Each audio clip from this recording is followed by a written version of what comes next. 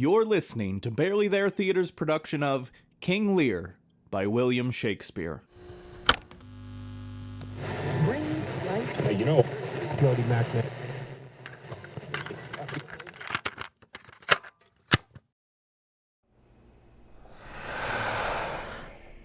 Is not this your son, my lord? His breeding, sir, hath been at my charge. Do you smell a fault? I cannot wish the fault undone, the issue of it being so proper. But I have a son, sir, by order of law, some year older than this, who yet is no dearer in my account, though this knave came something saucily to the world before he went for, yet was his mother fair. There was good sport at his making, and the porson must be acknowledged. Do you know this gentleman, Edmund? No, my lord. My lord of Kent, remember him hereafter as my honorable friend. My services to your lordship. I must love you and soon to know you better. Sir, I shall study deserving. He hath been out 9 years, and away he shall again.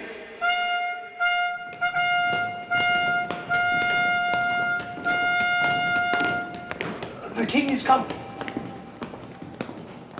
Attend the lords. I shall, my lord. Meantime, we shall express our darker purpose. Give me the map there. Know that we have divided in 3 our kingdom. And 'tis our fast intent to shake all cares and business from our age, conferring them on younger strengths, while we, unburdened, crawl toward death. Tell me, my daughters, since now we will divest us both of rule, interest of territory, cares of state, which of you shall we say doth love us most? That we our largest bounty may extend where nature doth with merit challenge. Goneril, our eldest born, speak first. Sir, I love you more than word can wield the matter. Dearer than eyesight, space, and liberty, beyond what can be valued, rich or rare. No less than life with grace, health, beauty, honor, as much a child ever loved or father found, a love that makes breath poor and speech unable, beyond all manner of so much. Oh, I love you. What shall Cordelia speak? Love and be silent. Of all these bounds, even from this line to this, with shadowy forests, and with champaigns riched, with plenteous rivers and wide-skirted meads, we make thee, lady, to thine and Albany's issue be this perpetual. What says our second daughter, our dearest Regan? Speak. I am made of that self-metal as my sister, and prize me at her worth. In my true heart I find she names my very deed of love. Only she comes too short, that I profess myself an enemy to all other joys, which the most precious square of sense possesses, and I find I'm alone facilitate in your dear highness's love. To thee and thine heredity ever remain this ample third of our fair kingdom, no less in space, validity, and pleasure than that conferred on Goneril. Now, our joy, although our last and least, what can you say to draw a third more opulent than your sisters? Speak. Nothing, my lord. Nothing? Nothing. Nothing will come of nothing. Speak again. Unhappy that I am, I cannot heave my heart into my mouth. I love your majesty according to my bond, no more, no less. How, Cordelia? Mend your speech a little, lest you may mar your fortunes. Good my lord, you have begot me, bred me, loved me. I return those duties back as are right fit. obey you, love you, and most honor you. Why have my sisters husbands if they say they love you all? Sure, I shall never marry like my sisters, to love my father all. But goes thy heart with this? Aye, good my lord. So young and so tender. So young, my lord, and true. Let it be so. Thy truth then, be thy dower. Here I disclaim all my paternal care and property of blood, and as a stranger to my heart and me, hold thee from this forever. Good my liege. Peace, Kent. Come not between the dragon and his wrath. I loved her the most, and thought to set my rest on her kind nursery. Hence and avoid my sight. Call France, Cornwall, and Albany. With my 2 daughters as dowers, digest the third. Let pride, which she calls plainness, marry her. I do invest you jointly with my power. Only we shall retain the name and all the addition to the king, the sway, the revenue, execution of the rest. Beloved sons, be yours, which to confirm this coronet part between you. Be Kent unmannerly when Lear is mad. What wouldst thou do, old man? Reserve thy state, and in thy best considerations check this hideous rashness. Thy youngest daughter does not love thee least, nor are those empty-hearted whose low sounds reverb no hollowness. Kent, on thy life, no more. My life I never held but as a pawn to wage against thine enemies, nor fear to lose it, thy safety being motive. Out of my sight. See better, Lear, and let me still remain. O vassal miscreant. Dear sir, forbear. Kill thy physician, and thy fee bestow upon thy foul disease. Revoke thy gift, or whilst I can vent clamor from my throat, I'll tell thee thou dost evil. Hear me, recreant. On thine allegiance hear me. That thou hast sought to make us break our vows, take thy reward. 5 days we do allot thee for provision, to shield thee from disasters of the world, and on the 6th to turn thy hated back upon our kingdom. If on the 10th day following thy banished trunk be found in our dominions, the moment is thy death. Away. Fare thee well, king.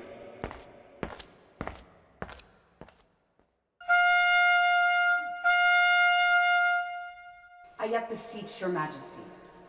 It is no vicious blot, murder, or foulness, no unchaste action or dishonored step that hath deprived me of your grace and favor, but even for what of that for which I am richer. A still soliciting eye and such a tongue that I am glad I have not, though not to have it hath lost me in your liking.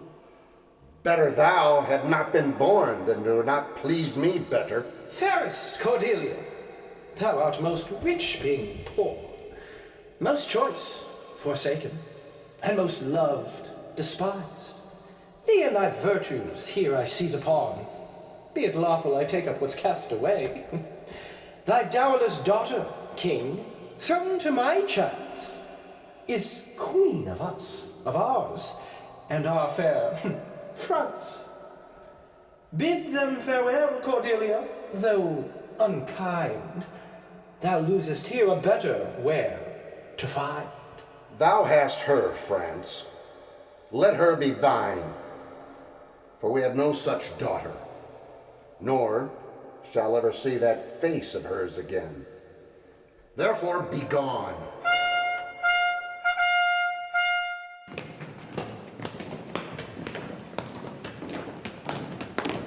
Bid farewell to your sisters. I know what you are, and like a sister, and most loath to call your faults as they are named. Love well our father. To your professed bosoms I commit him, but yet, alas, stood I within his grace, I would prefer him to be a better place. Prescribe not us our duty. Let your study be to consent your lord who hath received you at fortune's alms. You have obedience scanted, and well are worth the want that you have wanted. Time shall unfold what plighted cunning hides, who covers faults, at last with shame derides. Well may you prosper. Come, my fair Cordelia. Sister, it is not little I have to say of what most dearly appertains to us both. You see how full of changes his age is. The observation hath not been little. He always loved our sister most, and with what poor judgment he hath now cast her off. 'Tis the infirmity of his age. The best and soundest of his time hath been but rash. Let us sit together. If our father carry authority with such disposition as he bears, this last surrender of his will but offend us. We shall further think of it. We must do something.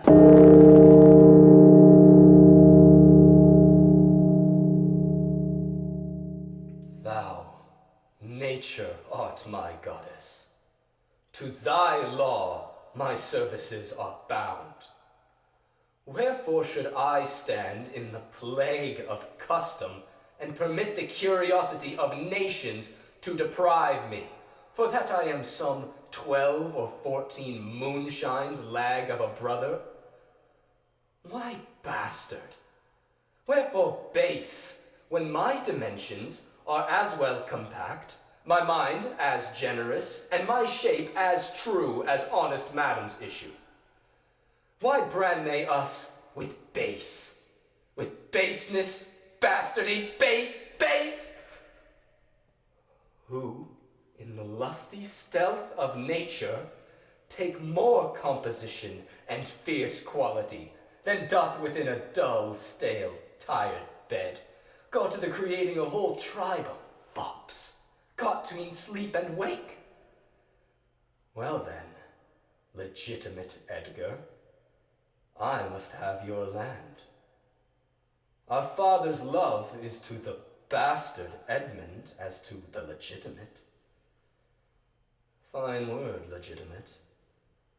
Well, my legitimate, if this letter speed and my invention thrive, Edmund, the base, shall top the legitimate.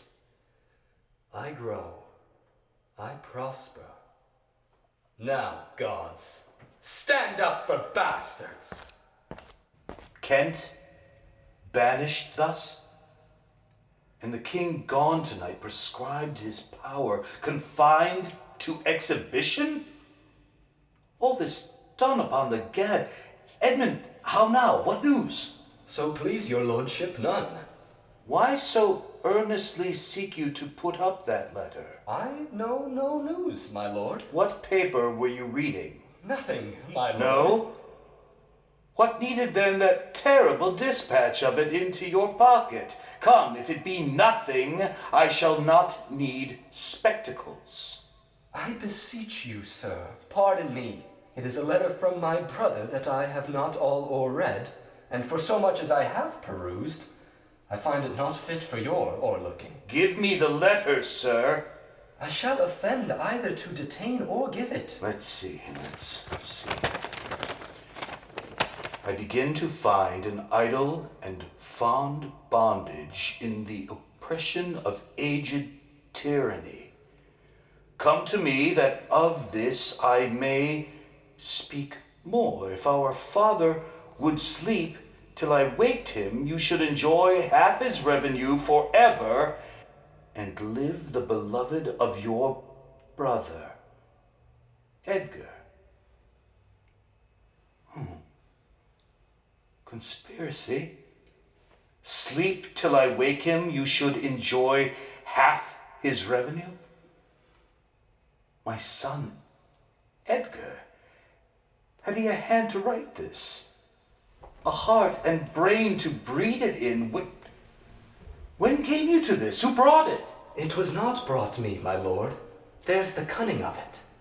I found it thrown in at the casement of my closet. You know the character to be your brother's? It is his hand, my lord, but I hope his heart is not in the contents. Has he never before sounded you in this business? Never, my lord. But I have heard him oft maintain it to be fit that sons at perfect age and fathers declined, the father should be as ward to the son, and the son manage his revenue. Oh, villain, villain.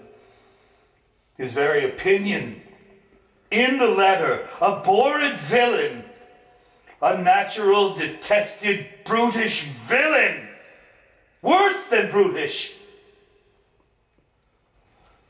Go, seek him. I'll apprehend him. Abominable villain. Where is he? I do not well know, my lord. I dare pawn my life down for him that he hath writ this to feel my affection to your honor, and to no other pretense of danger. Think you so? If your honor judge it meet, I will place you where you shall hear us confer of this. He cannot be such a monster. Nor is not, sure. To his father that so tenderly and entirely loves him.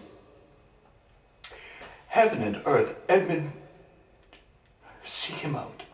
Wind me into him, I pray you. Frame the business after your own wisdom.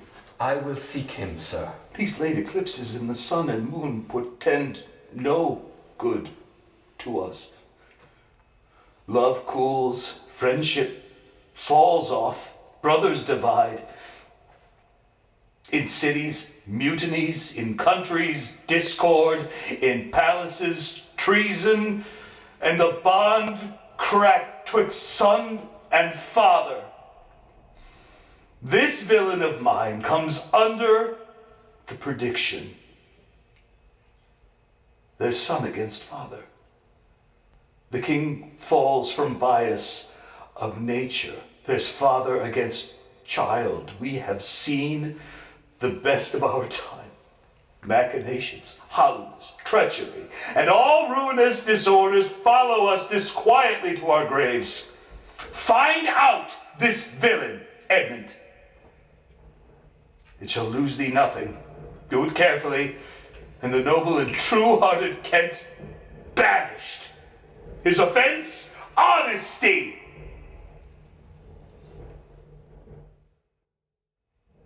'Tis strange.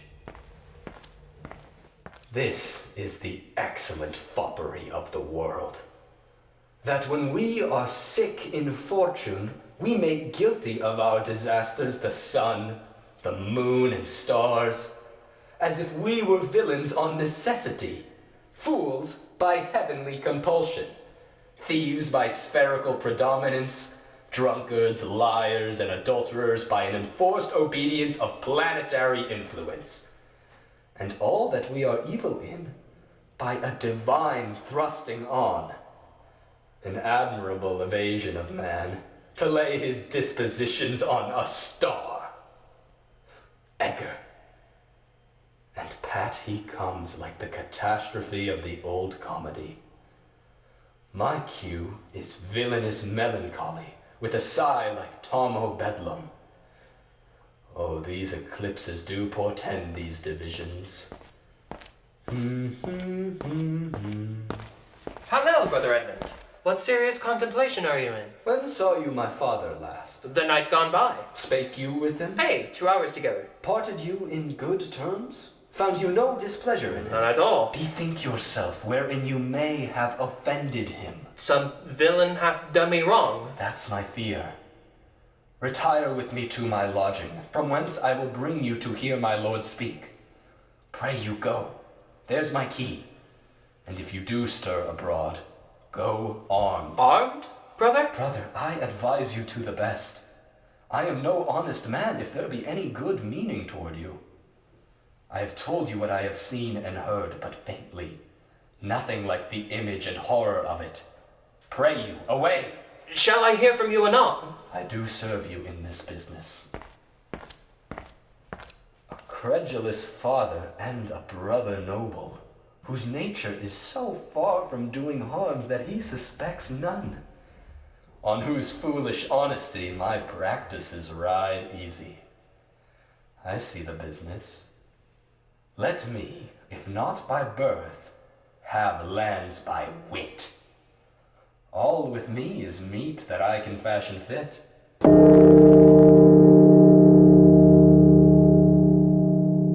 If but as well I other accents borrow that can my speech diffuse, my good intent may carry through itself to that full issue for which I raised my likeness. Now, banished Kent, if thou canst serve where thou dost stand condemned, so may it come thy master, whom thou lovest, shall find thee full of labors.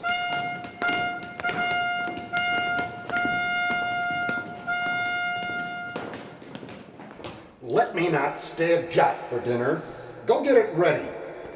How now? Where art thou? A very honest-hearted fellow, and as poor as the king. If thou beest as poor for a subject, and he for a king, thou art poor enough. What wouldest thou? Service. Who wouldest thou serve? You. What services canst do? I can keep honest counsel, ride, run, Maraker his tale in telling it, and deliver a plain message bluntly. That which ordinary men are fit for, I am qualified in, and the best of me is diligence. How old art thou? Oh, not so young, sir, to love a woman for singing, nor too old to dote on her for anything. I have years on my back, 48. Follow me. Thou shalt serve me. If I like thee no worse after dinner, I will not part from thee yet. Dinner! Ho! Dinner! Where's my knave, my fool? Go you, and call my fool hither. You! Where's my daughter? So please you. What says the fellow there? Call the clot-pole back. Where's my fool? Ho! I think the world's asleep. You, sir. You! Come you hither. Sir. Who am I, sir? My lady's father. My lady's father? You horse and dog. You cur. I'll not be struck in, my lord. Come, sir, arise. Away, go to. Have you wisdom? Now, my friendly knave, I thank thee. Thou servest me, and I'll love thee. Let me hire him too! Here's my cap! Why, this fellow has banished 2 on's daughters and did the 3rd a blessing against his will. If thou follow him, thou must needs wear my cap. How now, uncle? Would I had 2 caps and 2 daughters? Why, my boy. If I gave them all my living, I'd keep my caps myself. There's mine. Beg another of thy daughters. Take heed, sir. The whip. Sir, I'll teach thee a speech. Do. Mark it, nuncle. Have more than thou showest. Speak less than thou knowest. Lend less than thou owest. Write more than thou goest. Leave thy drink, thy whore, and deep in a door. And thou shalt have more than 2 cents to a score. This is nothing, fool. Then 'tis like the breath of an unfeed lawyer. You gave me nothing for it. Can you make no use of nothing, uncle? Why, no, boy. Nothing can be made out of nothing. Prithee tell him so much the rent of his land comes to. He will not believe a fool. A bitter fool. Dost know the difference, my boy, between a bitter fool and a sweet one? No, lad. Teach me. That lord that counseled thee to give away thy land, come place him here by me.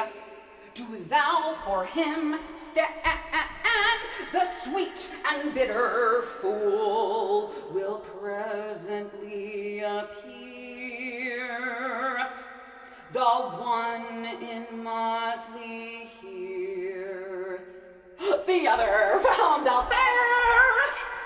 Dost thou call me fool, boy? All the other titles thou hast given away, that thou wast born with. This is not altogether a fool, my lord. I marvel what kin thou and thy daughters are. They'll have me whipped for speaking true, though it'll have me whipped for lying. And sometimes I'm whipped for holding my peace. I had rather be any kind of thing than a fool. And yet, I would not be thee, nuncle. Thou hast paired thy widow both sides and left nothing in the middle. Here comes one of the pairings. How now, daughter? Methinks you are too much of late in the frown. Thou wast a pretty fellow when thou hast no need to care for her frowning. Now thou art an O without a figure. I am better than thou art now. I am a fool. Thou art nothing. Yes, forsooth, I will hold my tongue. So your face bids me, though you say nothing. Not only, sir, this your ill-licensed fool, but other of your insolent retinue do hourly carp and quarrel, breaking forth in rank and not to be endured riots. Sir, I had thought by making this well known unto you to have found a safe redress, but now grow fearful by what yourself too late have spoke and done. Are you our daughter? I would you make use of your good wisdom, whereof I know you are fraught, and put away these dispositions which of late transport you from what you rightly are. May not an ass know when the cart draws the horse? Does any here know me? This is not Lear. Lear does not walk thus, speak thus. Where are his eyes? Who is it that can tell me who I am? Lear's shadow. I should be false persuaded I had two daughters. Which they will make an obedient father. Your name, fair gentlewoman? This admiration, sir, is much of the savor of other your new pranks. I do beseech you to understand my purposes aright. As you are old and reverend should be wise, here do you keep 100 knights and squires, men so disordered, so debauched and bold, that this our court, infected with their manners, shows like a riotous inn. Epicurism and lust makes it more like a tavern or a brothel than a graced palace. Ugh, the shame itself does speak for instant remedy. Be then desired by her that else will take the thing she begs, a little to disquantity your train, and the remainders that shall still depend to be such men as may besort your age, which know themselves and you. Darkness and devils, saddle my horses, call my train together. Degenerate bastard, I'll not trouble thee, yet have I left a daughter. You strike my people, and your disordered rabble make servants of their betters. Detested kite, thou liest. My train are men of choice and rarest parts. O most small fault, O Lear, Lear, Lear! Beat at this gate that let thy folly in, and thy dear judgment out. Go, go, my people. My lord, I am guiltless as I am ignorant of what hath moved you. It may be so, my lord. Here, nature, here, dear goddess, here. Suspend thy purpose if thou didst intent to make this creature fruitful. Into her womb convey sterility. Dry up in her the organs of increase, and from her degenerate body never spring a babe to honor her. If she must teem, Create her child a spleen, that it may live and be a thwart disnatured torment to her. Let it swamp wrinkles in her brow of youth, with cadent tears fret channels in her cheeks. Turn all her mouth's pains and benefits to laughter and contempt, that she may feel how sharper than the serpent's tooth it is to have a thankless child. Away, away. Now, gods that we adore, whereof comes this? Never afflict yourself to know more of it. This man hath had good counsel 100 nights. This politic and safe to let him keep at point 100 nights. Oswald! Well, you may fear too far. Safer than trust too far. Let me still take away the harms I fear, not fear still to be taken. I know his heart, which she hath uttered, I have ripped my sister. If she sustain him in his 100 nights, and I have showed the unfitness. How now, Oswald, what have you writ that letter to my sister? Aye, madam. Take you some company and away to horse. Inform her full of my particular fear, and there to add such reasons of your own, as may impact it more. Get you gone, and hasten your return.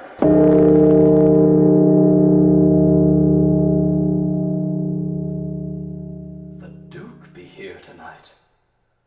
This weaves itself into my business. My father hath set guard to take my brother.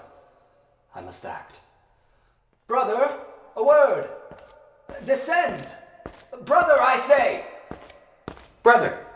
My father watches. Oh, sir, fly this place. Intelligence is given where you are hid. You have now the good advantage of the night. I hear my father coming. Pardon me. In cunning, I must draw my sword upon you. Draw! Seem to defend yourself. Now, quit you well! Yield! Come before my father! Light! Oh, here! Fly, brother! Torches, torches! So, farewell.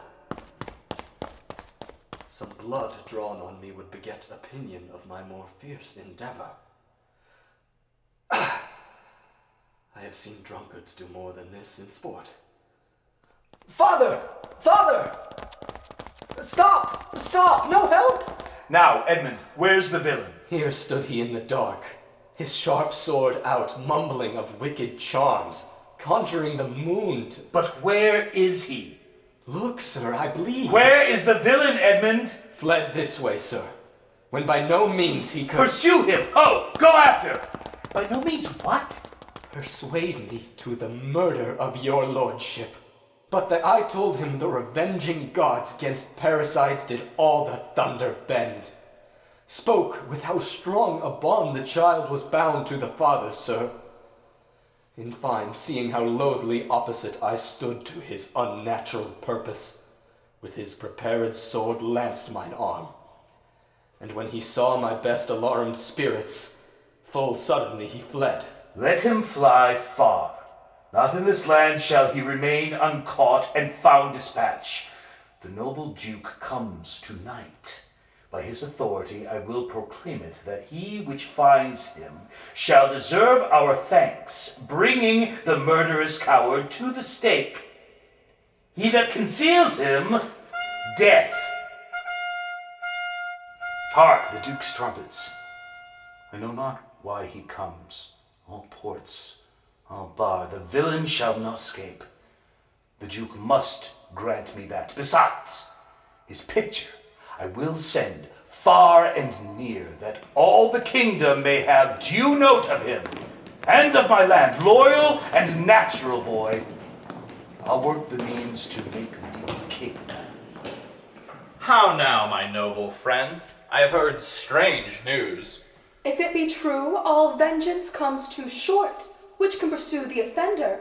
How dost, my lord? Oh, madam, my old heart is cracked. It's cracked.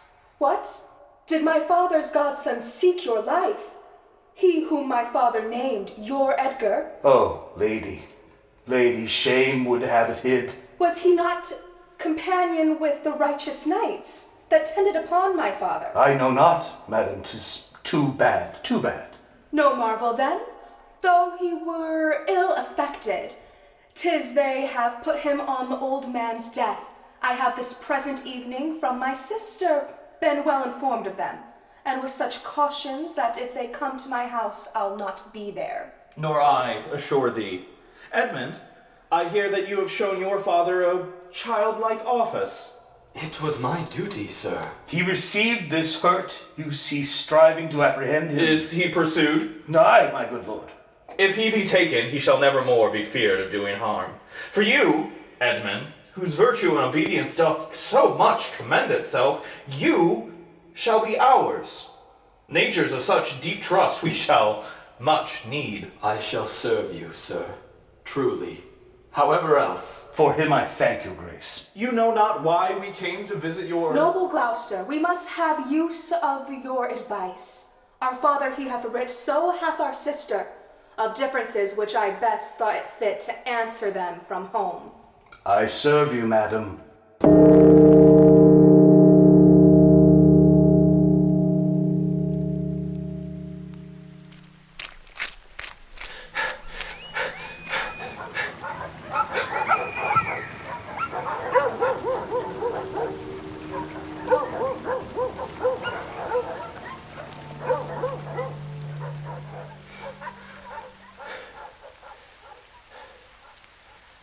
I heard myself proclaimed, and by the happy hollow of a tree escaped the hunt.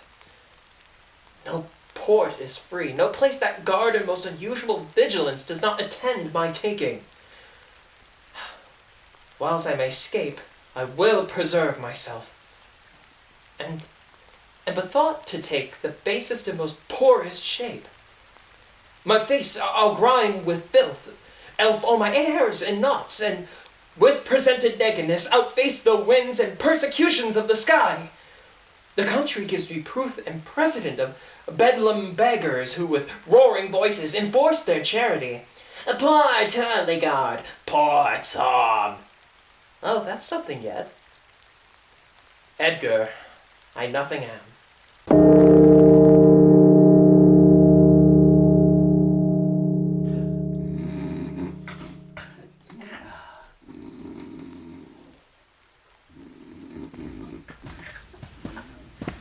Strange that they should so depart from home and not send back my messenger. Hail to thee, noble master. Ha! Makest thou this shame thy pastime? No, my lord. He wears cruel garters. In the stocks, horses are tied by the heads, dog and bears by the neck, and men by the legs. What's he that hath so much thy place mistook to set thee here? It is both he and she, your son and daughter. No. Yes. No, I say. I say yea. They durst not do it. They could not. Would not do it. 'Tis worse than murder.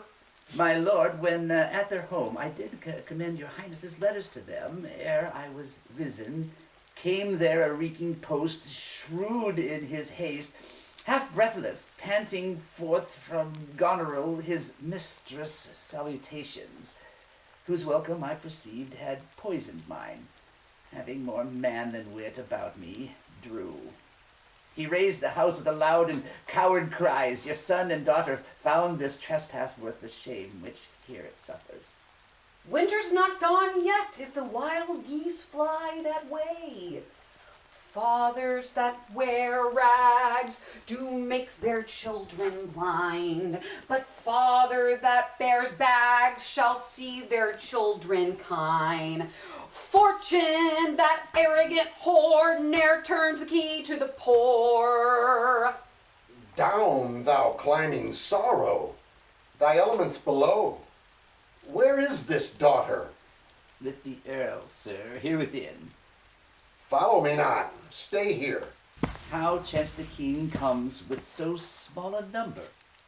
And thou hast been set in the stocks for that question. Thou'st well deserve it. Why, fool, We'll set thee to school to teach thee there's no laboring in the winter.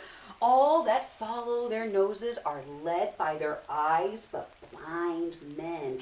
And there's not a nose among 20 but can smell him that's stinking. When a wise man gives thee better counsel, give me mine again. I would have none but knaves follow it, since a fool gives it. That sir which serves and seeks for gain, and follows but for form, will pack when it begins to rain, and leave thee in the storm. But I will tarry, the fool will stay, and let the wise men fly. The knaves turn fool that runs away, the fool no name perdie. Where learned you this, fool? Not in the stocks, fool. Deny to speak with me? Are they sick? Are they weary? They've traveled all the night. Mere fetches. The images of revolt and flying off. Fetch me a better answer. My dear lord, you know the fiery quality of the Duke, how unremovable and fixed he is in his own course. Vengeance, plague, death, confusion. Fiery? What quality? Why, Gloucester! Gloucester! I speak with the Duke of Cornwall and his wife. Well, my good lord, I have informed them so. Informed them? Dost thou understand me, man? Aye, my good lord. The king would speak with Cornwall. The dear father would with his daughter speak. Commands, tend service. They are informed of this. My breath and blood, fiery. The fiery Duke. Tell the hot Duke that no, but not yet. Maybe he is not well. Infirmity doth still neglect all office, whereto our health is bound. We are not ourselves when nature commands the mind to suffer with the body. Death on my state? Wherefore should he sit here? Give me my servant forth. Go tell the Duke and his wife I'd speak with them. Now, presently, bid them come forth and hear me. Or, at their chamber door, I'll beat the drum till it cries sleep to death. I would have all well betwixt you. Oh me, my heart, my rising heart, but down. Cry to it, nuncle, as the Courtenay did to the eels when she put 'em in the paste alive.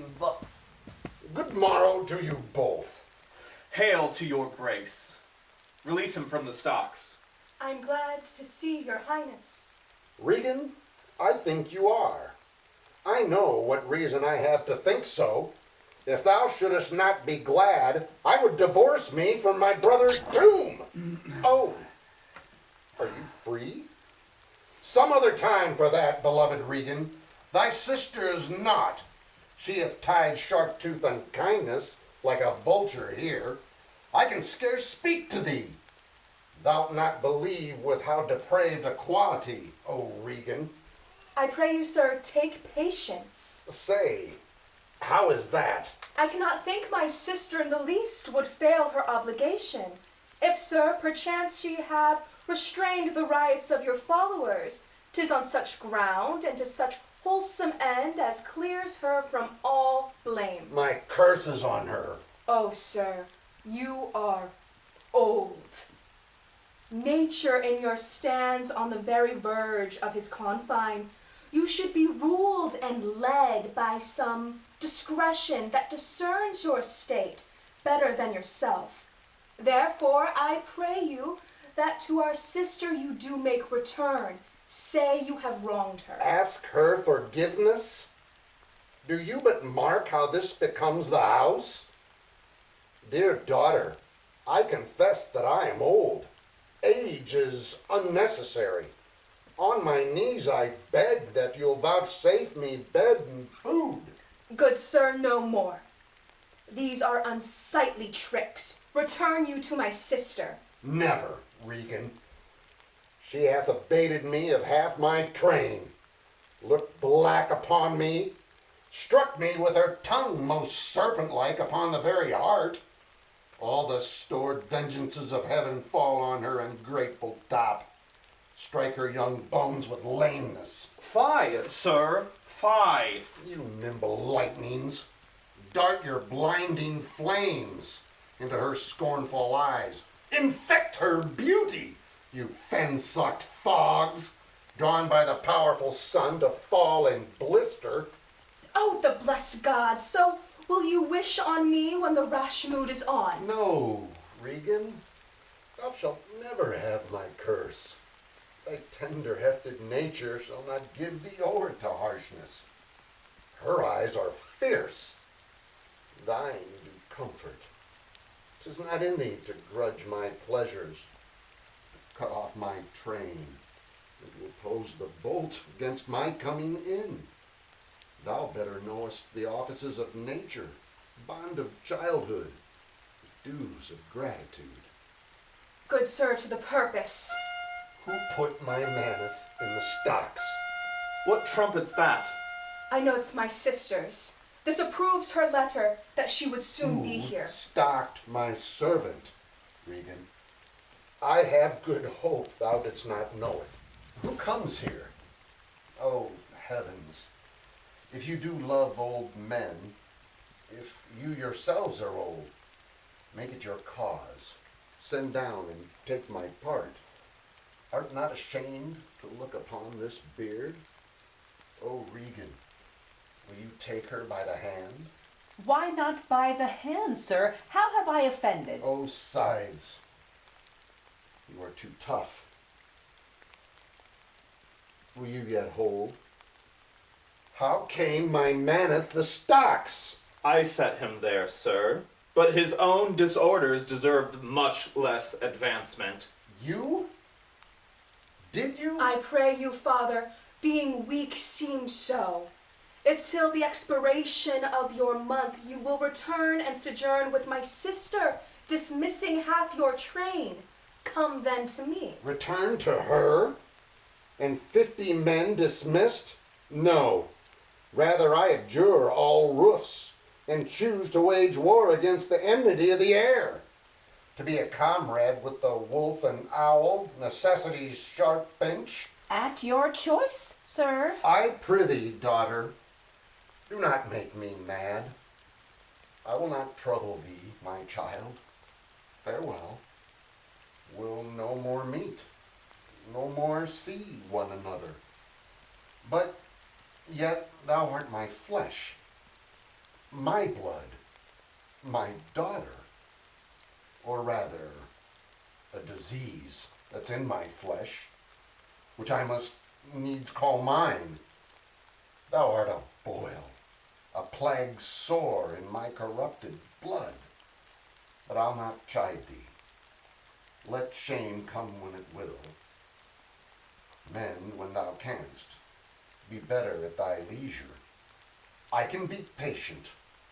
I can stay with Regan. I and my 100 knights. Not altogether so. I looked not for you yet, nor am I provided for your fit welcome.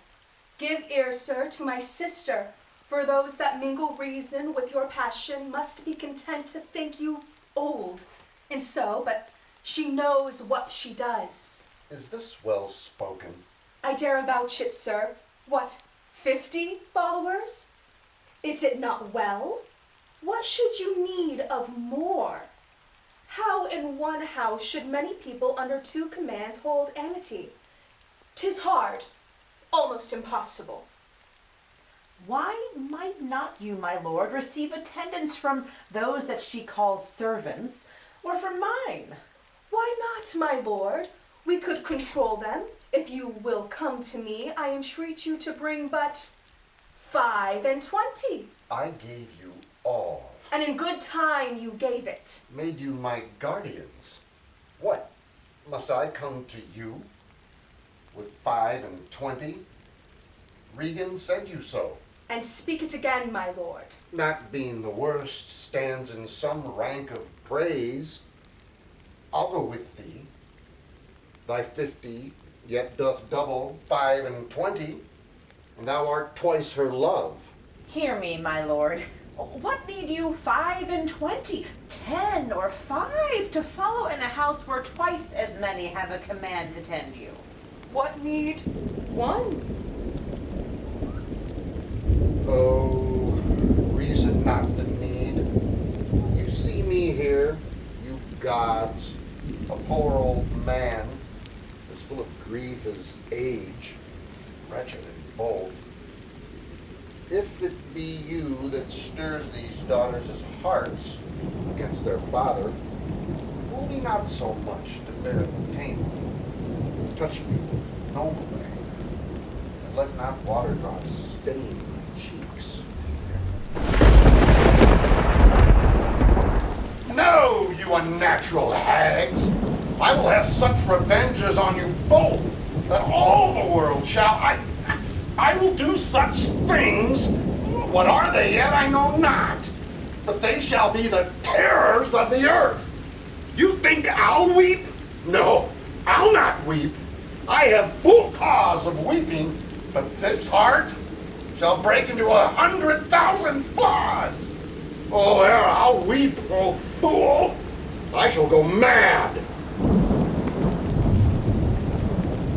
Let us withdraw.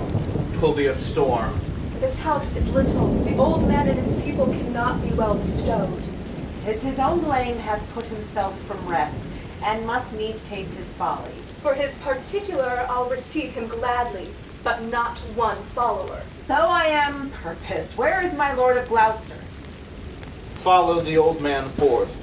Ah, he is returned. The king is in high rage. He calls to horse. 'Tis best to give him way.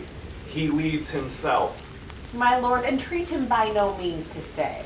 Alack, the night comes on, and the high winds do merely ruffle. For many miles about there's scarce a bush. Oh, sir, to willful men, the injuries that they themselves procure must be their schoolmasters. Shut up your doors, my lord. 'Tis a wild night. Come out of the storm.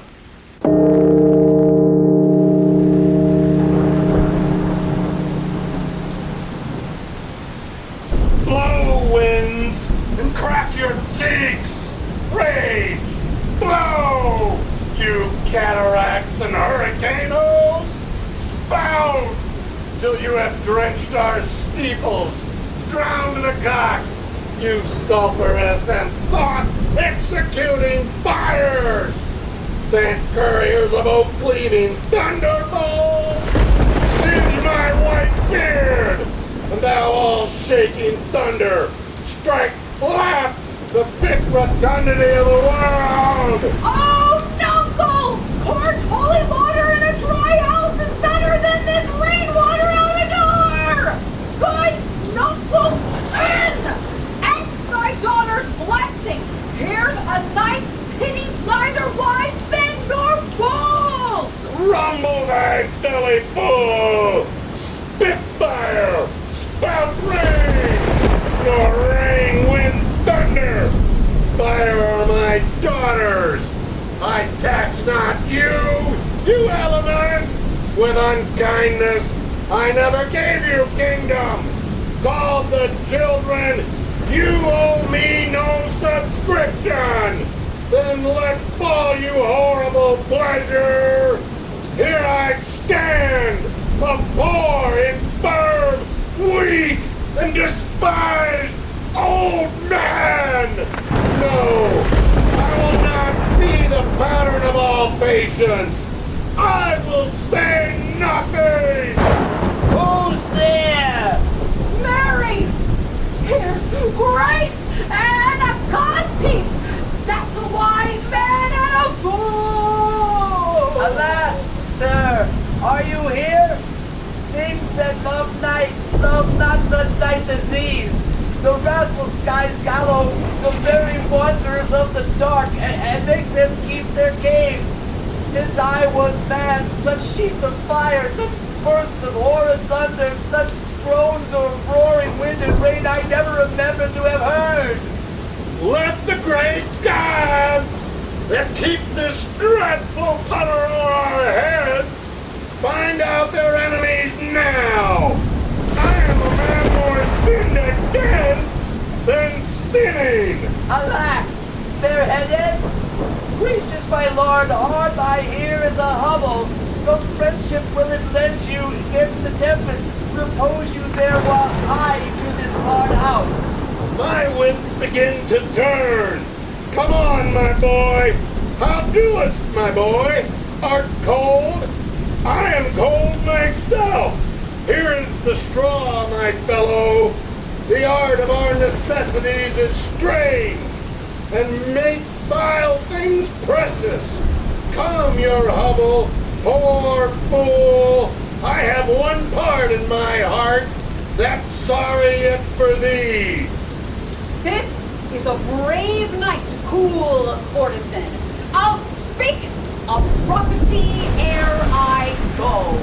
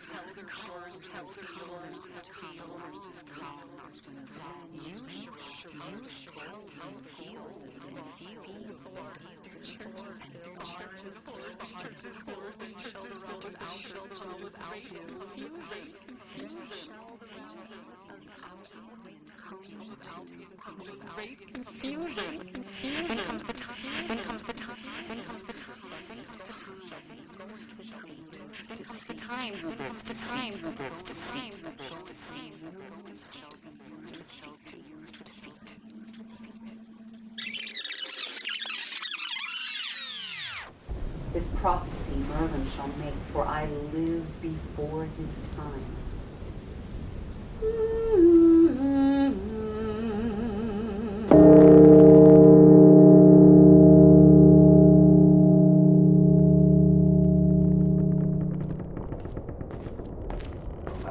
Alack, Edmund, I like not this unnatural dealing. When I desired their leave that I might pity him, they took from me the use of mine own house, charged me neither to speak of him, entreat for him, or any way sustain him. Most savage and unnatural. Go to, say nothing.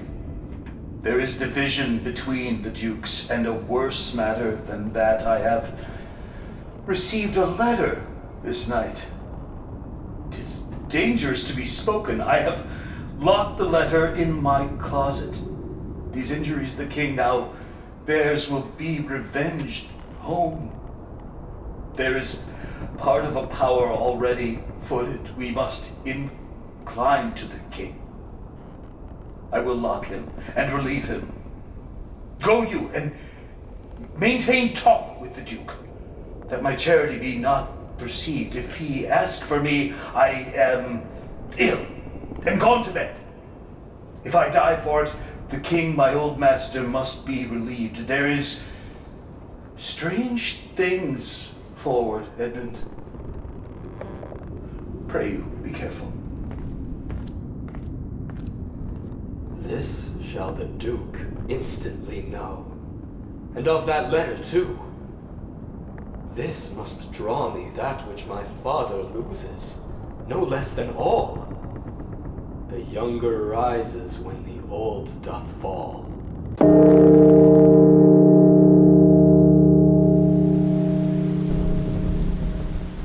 Here is the place, my lord.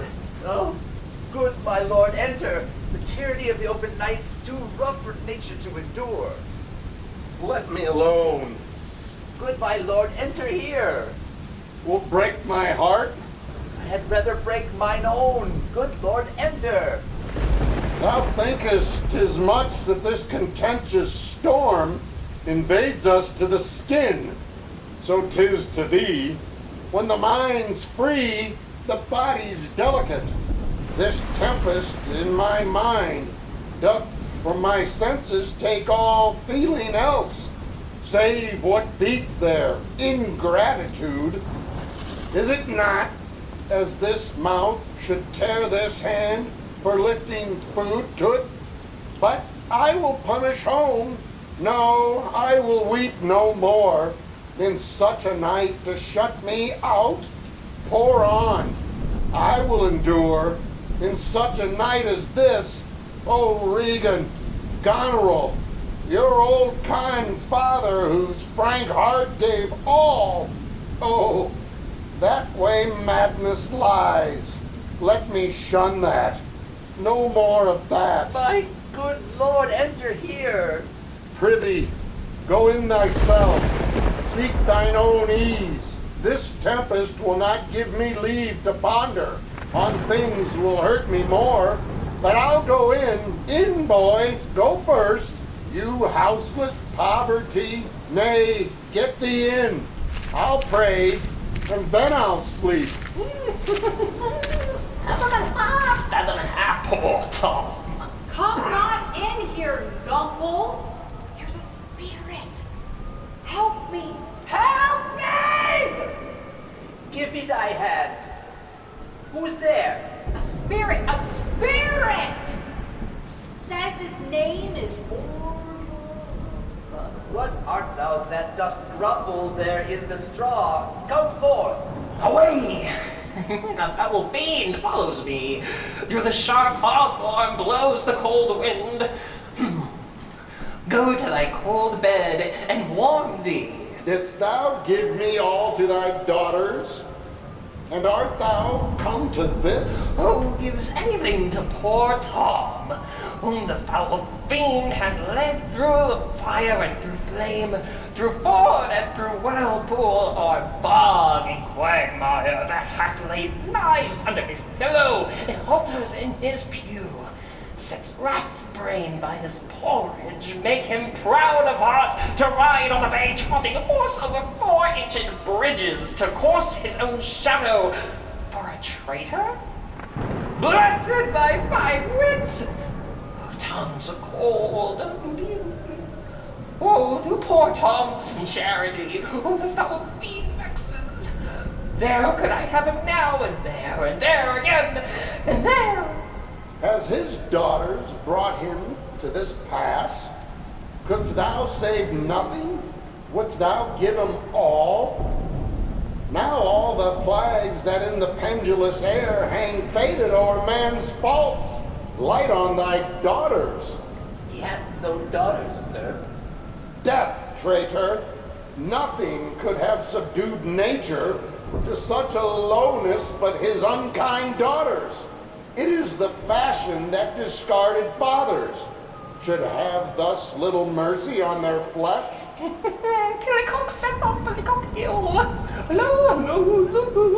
This cold night will turn us all to fools and madmen. Take heed, O thou foul fiend. Obey thy parents, keep thy word's judgment. Swear not, commit not with man's sworn spouse. Set not thy sweetheart on proud array. Tom's a cold. What hast thou been? A serving man, proud in heart and mind, that served the lust of my mistress's heart, and did act of darkness with her. Swore as many oaths as I have spake words, and broke them in the sweet face of heaven. Let not the creaking of shoes, nor the rustling of silks betray thy poor heart to woman.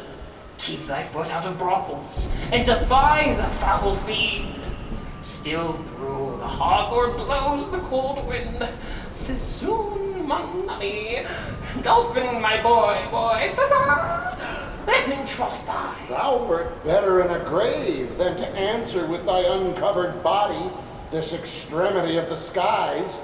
Is man no more than this? No more but such a poor, bare, forked animal as thou art? Off, you lendings. Come, unbutton here. Ah! Ruby, Knuckle! Be contented!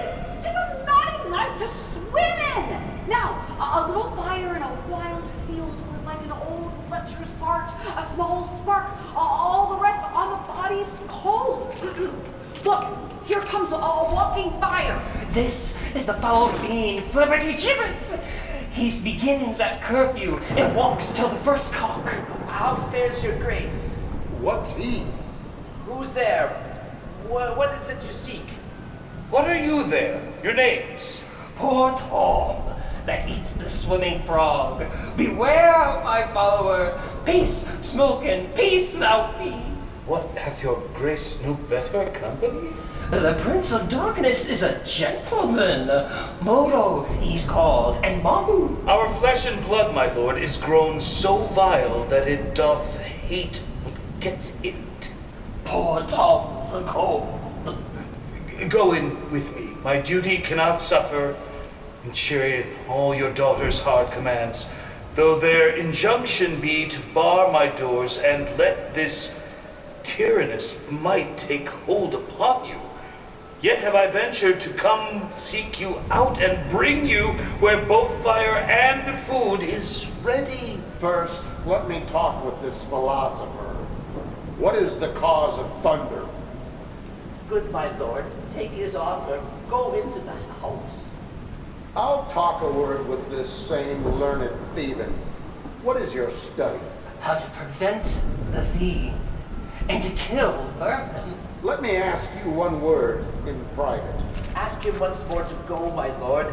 His wits begin to unsettle. Canst thou blame him? His daughters seek his death. Ah, good Kent, he said it would be thus. Poor banished man. Thou sayest the king grows mad. I'll tell thee, friend, I am almost mad myself. I had a son, now outlawed from my blood. He sought my life. I loved him, friend. No father his son dearer. True to tell thee, the grief hath raised my wits. Oh, what a night's this! I do beseech your grace. Oh, cry you mercy, sir. Noble philosopher, your company. Tom's a cold. In fellow there, into the hovel. Keep thee warm. Come, let's all in. This way, my lord. I will keep still with my philosopher. Good my lord, soothe him. Let him take the fellow. Take him, you gone. Sirrah, come on, go along with us. Come, good Athenian. No words, no words. Hush.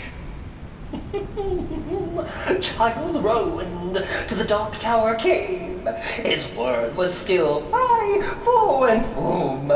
I smell the blood of a British man.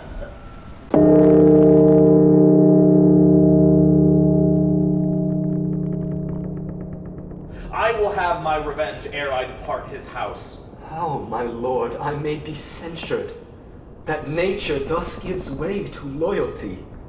Something fears me to think of. I now perceive it was not altogether your brother's evil disposition made him seek his death, but a badness in himself. How malicious is my fortune that I must repent to be just.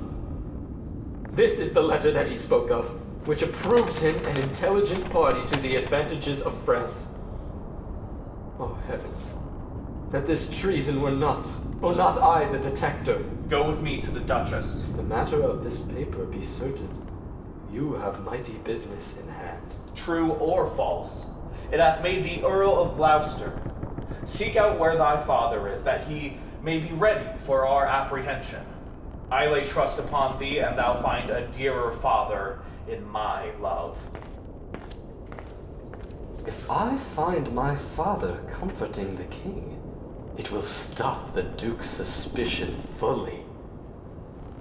I will persevere in my course of loyalty, though the nature be sore between that and my blood. Here is better than the open air. Take it, thankfully. I will not be long from you. All the power of his wits had given way to his impatience. The gods reward your kindness. Frateretto calls me and tells me Nero is an angler in the lake of darkness. Pray, innocent, and beware the foul fiend. He's mad that trusts in the tameness of a wolf, a horse's health, a baby's love, a whore's oath. It shall be done. I will arraign them straight. Come, sit thou here, most learned justice. Thou sapient sir, sit here, now, you she-foxes. Look where he stands and glares. Want'st thou eyes at trial, madame? Come, oh, the burn Bessie to me. Turbo Tavalig, and she must not speak. Why she dares not come over to thee. The foul fiend haunts poor Tom in the voice of a nightingale. Croak not, black angel. I have no food for thee. How do you do, sir? Stand you not so amazed. Will you lie down and rest upon the cushions? I'll see their trial first. Bring in their evidence. Thou robbed man of justice, take thy place. And thou, his yoke fellow of equity, bench by his side. You are over there, commission. Sit you too. Let us deal justly. Purr, the cat is gray. Arraign her first, 'tis Goneril. I here take my oath before this honorable assembly. Kick the poor king her father. Come hither, mistress! Is your name Goneril? She cannot deny it. Cry you mercy! I took you for a stool! And here's another whose warped looks proclaim what store her heart is made on. Stop her there, false justicer. Why hast thou let her escape? Ye bless thy 5 wits. Oh, pity, sir. Where is the patience now that you so oft boasted to retain? The little dogs and all, Tray, Blanche, and Sweetheart. See? They bark at me. Tom will throw his head at them. Avaunt, you curs! Poor Tom, thy horn is dry. Let them anatomize, Regan. See what breeds about her heart. Is there any cause in nature that make these hard hearts? You, sir, I entertain for one of my 100. Only I do not like the fashion of your garments. Now, good my lord, lie here and rest a while. Make no noise. Make no noise. Draw the curtains. So we'll go to supper in the morning. Go to bed at noon. Come hither, friend. Where is the king, my master? Here, sir. But trouble him not. His wits are gone. Good friend, I prithee, take him in thy arms. I have o'erheard a plot of death upon him.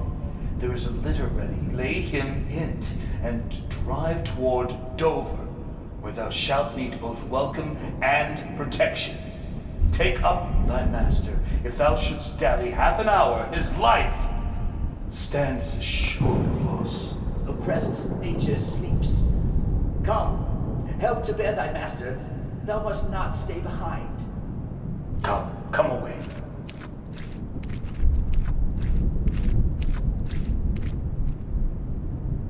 When we our betters see bearing our woes, we scarcely think our miseries our foes. Who alone suffers more in the mind, leaving free things and happy shows behind. But then the mind much sufferance doth o'erskip, when grief hath mates in bearing fellowship. How light and portable my pain seems now, when that which makes me bend makes the king bow. Tom, away! Thyself bewray, and reconcile thee. What will hap more tonight? Safe scape the king!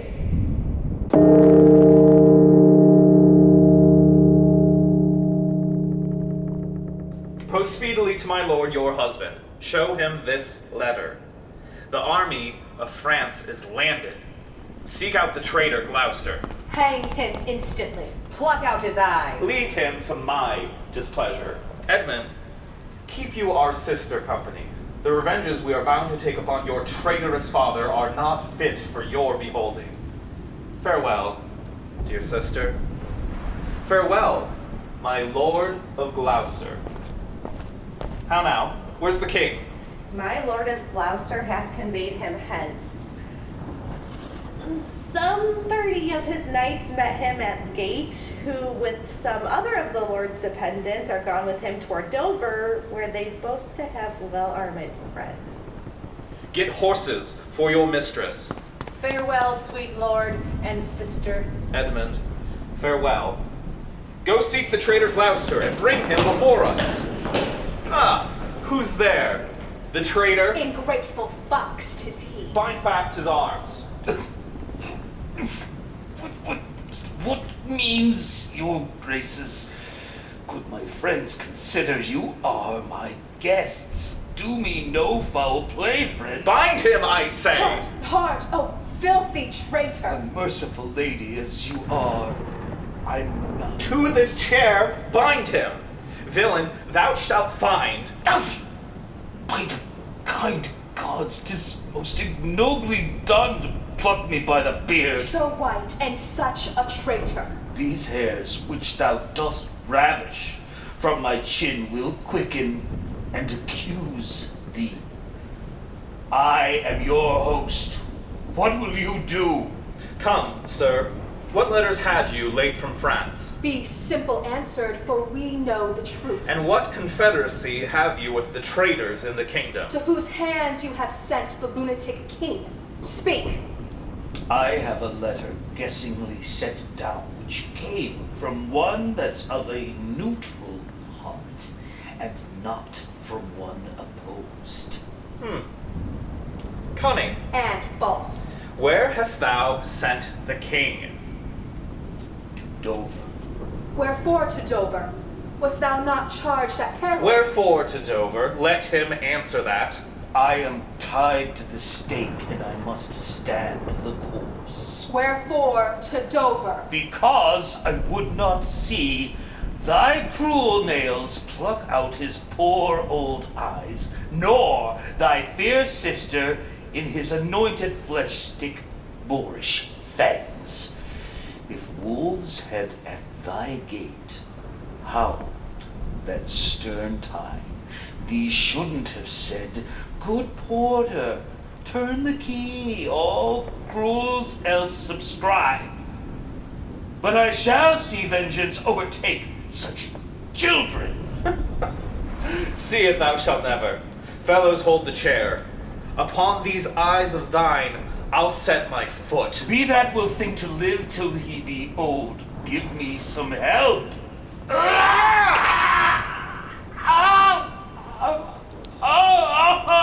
Go cruel. Oh, you gods. One side will mock another, the other too. If you see vengeance. Hold your hand, my lord. I have served you ever since I was a child, but better service have I never done you than now to bid you hold. How now, you dog? My villain. Draw and fight. Nay, then come on. Take a cancel, take a... Give me thy sword. A peasant stand up thus?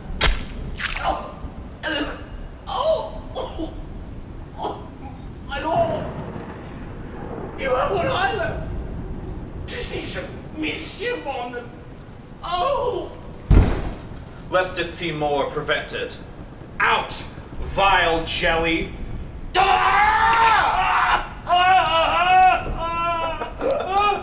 Where is thy luster now?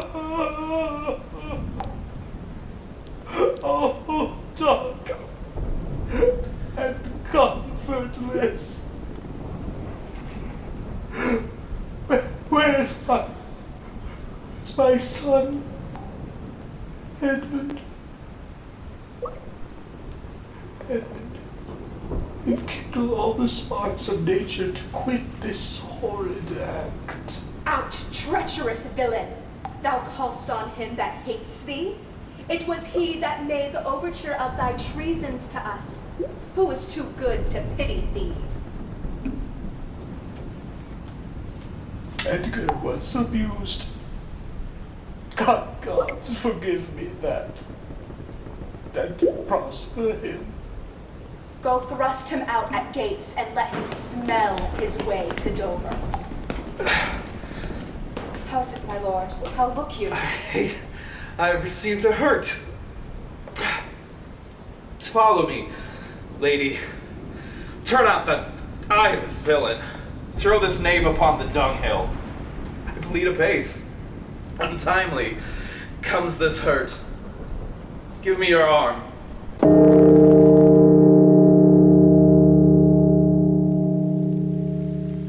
Who comes here?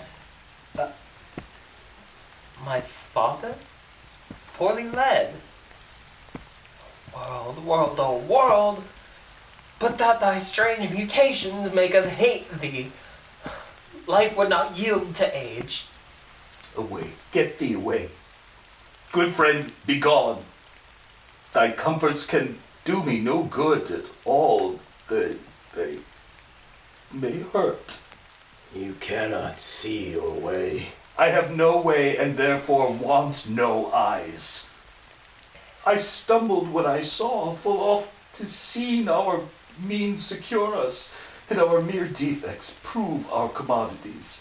Oh, dear son Edgar, the food of my abused father's wrath, might I but live to see thee in my touch, I'd say I had eyes again. How now? Who's there? Oh, God. Who can say I am the worst? I am worse than e'er I was. 'Tis poor mad Tom. And worse I may be yet. The worst is not so long as we can say, this is the worst. Fellow, where goest? Is it a beggar man? Madman. And beggar too. He has some reason, else he could not beg. In the last night's storm, such a fellow saw, which made me think a man a worm. My son came then into my mind, and yet my mind was then scarce friends with him. I have heard more since. As flies to wanton boys are we to the gods, they kill us for their sport. How should this be? Bad is the trade that must play fool to sorrow and wring itself and others. Is that the naked fellow? Aye, my lord. Then prithee, get thee away. If for my sake thou wilt o'ertake us, hence a mile twain in the way toward Dover, do it for ancient love, and bring some covering for this naked soul, which I'll entreat to lead me. Sir, he is mad. 'Tis the time's plague when madmen lead the blind. Do as I bid thee, or rather do thy pleasure. Above the rest, be gone. I'll bring him the best peril that I have. Sirrah, naked fellow. Poor Tom's a cold. I cannot play it further. Come hither, fellow. Yet I must. Bless thy sweet eyes, they bleed. Knowest thou the way to Dover? Both stile and gate, horseway and footpath. Poor Tom has been scared out of his good wits. Bless thee, good man's son, from the foul fiend. Here, take this purse. Thou whom the heavens plagues, that I am wretched makes thee the happier. Dost thou know Dover? Aye, master. There is a cliff whose high and bending head looks fearfully in the confined deep. Bring me but to the very brim of it, and I'll repair the misery then dost bear with something rich about me.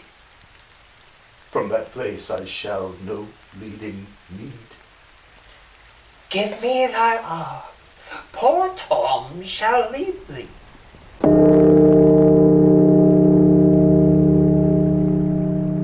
Welcome, my lord. I marvel our mild husband not met us on the way. Now, where's your master? Madam, within, but never man so changed.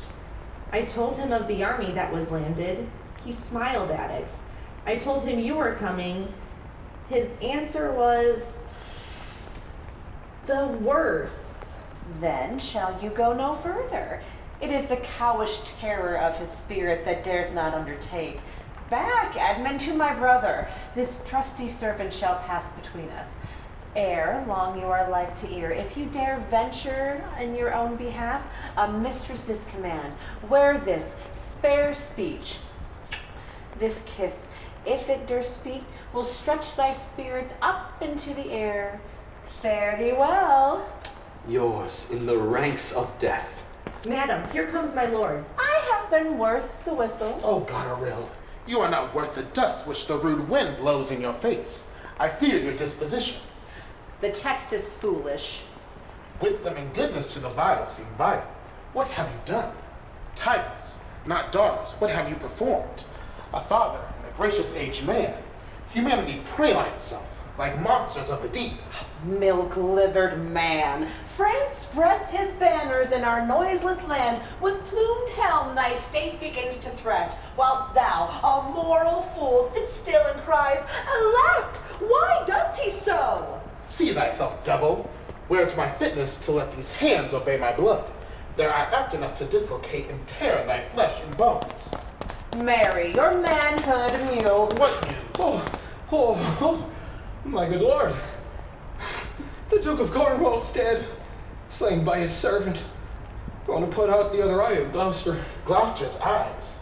Where was his son when they did take his eyes? Come with my lady hither. He is not here. No, my good lord. I met him back again. Knows he the wickedness? Aye, my good lord.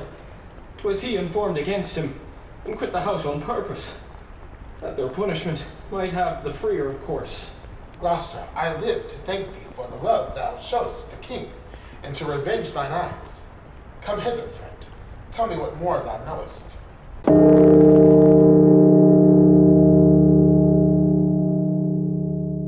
Are my brother's powers set forth? Aye, madam. Himself in person there. Madam, with much ado, your sister is the better soldier. Lord Edmund spake not with your lord at home? No, madam.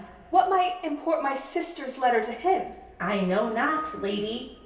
Faith, he is posted hence on serious matter.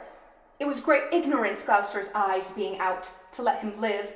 Where he arrives, he moves all hearts against us. Edmund, I think, is gone, in pity of his misery, to dispatch his nighted life, moreover to descry the strength of thy enemy. I must needs after him, madam, with my letter. Our troops set forth tomorrow. Stay with us, the ways are dangerous. I may not, madam. My lady charged my duty in this business. Why should she write to Edmund? Might not you transport her purposes by word? Be like some things, I know not what. I'll love thee much. Let me unseal the letter. Madam, I had rather... I know your lady does not love her husband. I am sure of that.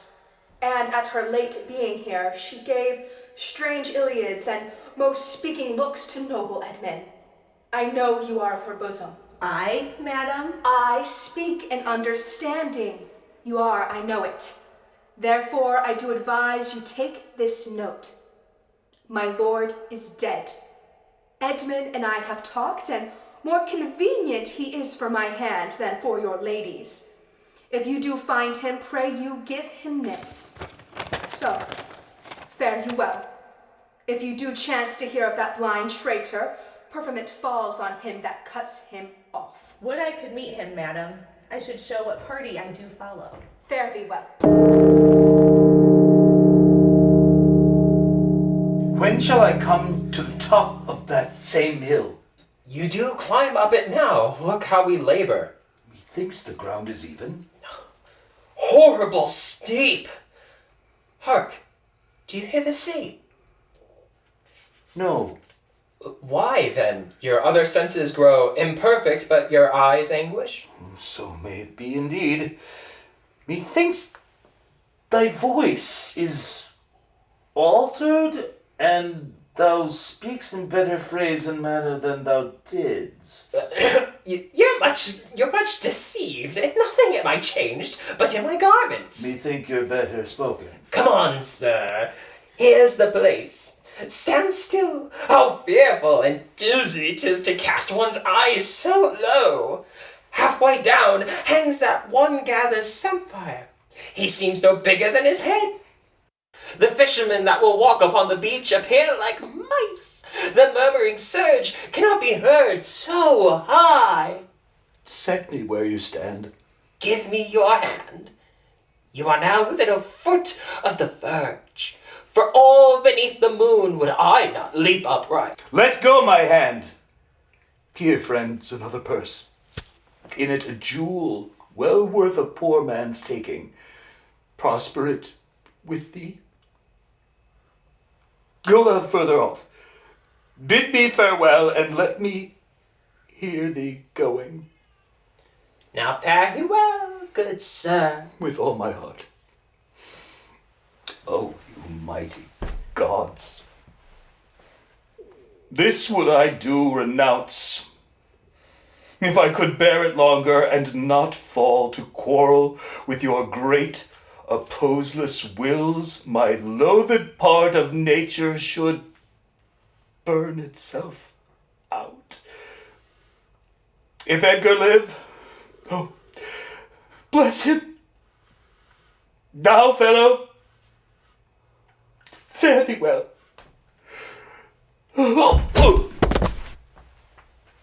Gone, sir, farewell.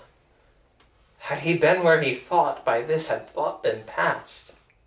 Alive or dead? Ho you, sir! Friend, hear you! Sir, speak! Thus might he pass indeed. Yet he revives. What are you, sir? Away, and let me die. Thy life's a miracle. Speak yet again. But have I fallen or no? From the dread summit of this chalky bourne, look up a height. The shrill gorged lark so far cannot be seen or heard, but do look up. I have no eyes. His wretchedness deprives that benefit to end itself by death. Give me your arm. Up. So. How is it? Feel your legs. You stand. Too well. Too well. This is above all strangeness. Upon the crown of the cliff, what thing was that which parted from you? As I stood here below, methought his eyes were 2 full moons. He had 1,000 noses, horns whelked and waved like the enraged sea. It was some fiend. The thing you speak of, I took it for a man. Often 'twould say, the fiend, the fiend. He led me to that place. Bear free and patient thoughts. But who comes here? No, they cannot touch me for coining. I am the king himself. Oh, thou side-piercing sight. I know that voice. Ha! Goneril with a white beard. They flattered me like a dog and told me I had the white hairs in my beard ere the black ones were there. To say aye and no to everything that I said aye and no to was no good divinity. When the rain came to wet me once and the wind to make me chatter, when the thunder would not peace at my bidding, there I found 'em, there I smelt 'em out. They are not men of their words. They told me I was everything. 'Tis a lie. The trick of that voice I do well remember. It's not the king? Aye, every inch a king. When I do stare, See how the subject quakes. I pardon that man's life. What was the cause? Adultery? Thou shalt not die. Die for adultery? No. Let copulation thrive, for Gloucester's bastard son was kinder to his father than my daughters got between the lawful sheets. There's hell, there's darkness, there is the sulphurous pit, burning, scalding, stench, consumption. Fie, fie, fie, pah, pah, good apothecary, sweeten my imagination. There's money for thee. Oh, let me kiss that hand. Let me wipe it first.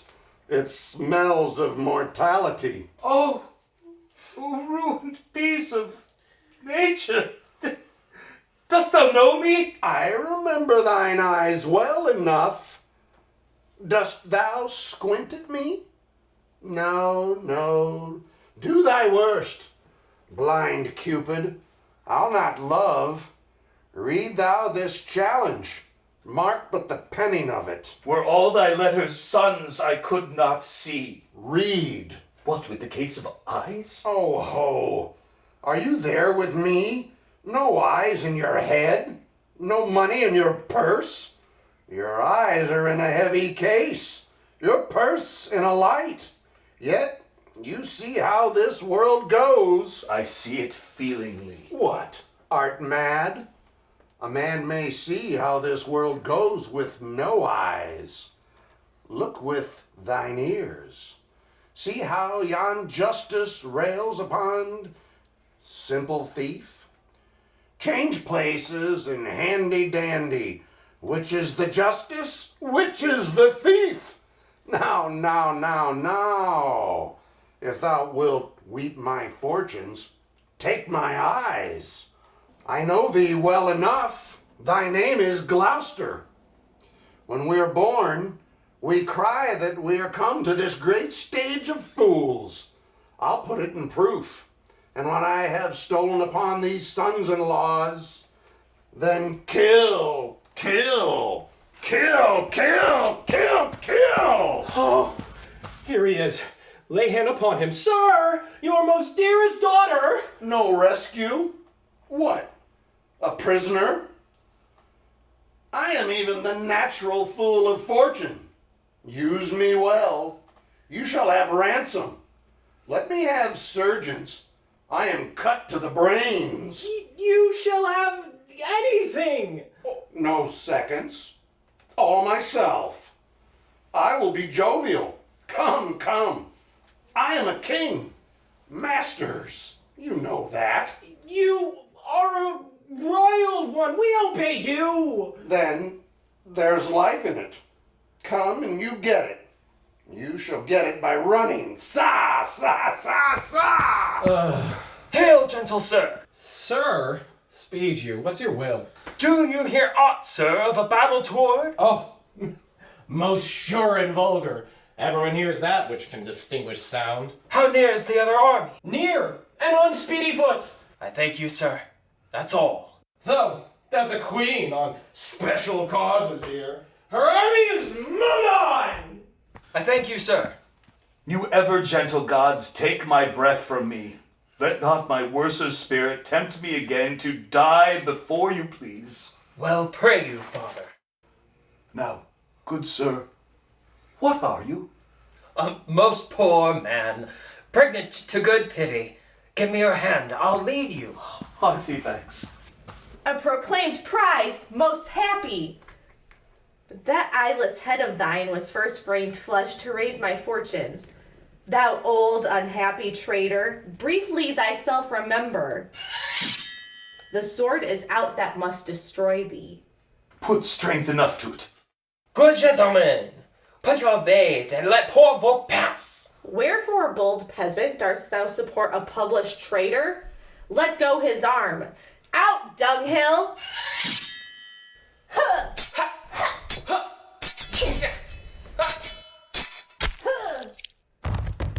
Villain, take my purse. If ever thou wilt thrive, bury my body and give the letters which thou findest about me to Edmund, Earl of Gloucester. I know thee well, a serviceable villain. What, is he dead? He's dead. I'm only sorry he had no other deathsman. Let's see these pockets. Let our reciprocal vows be remembered. You have many opportunities to cut him off. There is nothing done if he return the conqueror. Then am I the prisoner, and his bed my jail, from the loathed warmth whereof deliver me, and supply the place for your labor.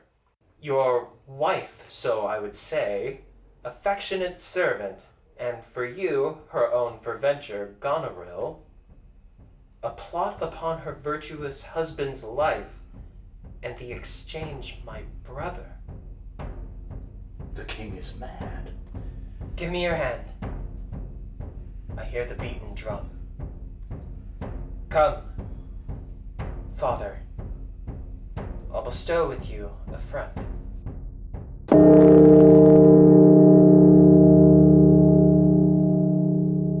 O thou good Kent, how shall I live and work to match thy goodness? My life will be too short, and every measure fall me. To be acknowledged, madam, is o'erpaid. Be better suited. These weeds are memories of those worser hours. I prithee, put them off. Pardon, dear madam, yet to be known shortens my maiden tent. Then it be so. My good lord, how does the king? Madam, sleeps still. Oh, you kind gods, cure this great breach in his abused nature. So please your majesty that we may wake the king. He hath slept long. Very well.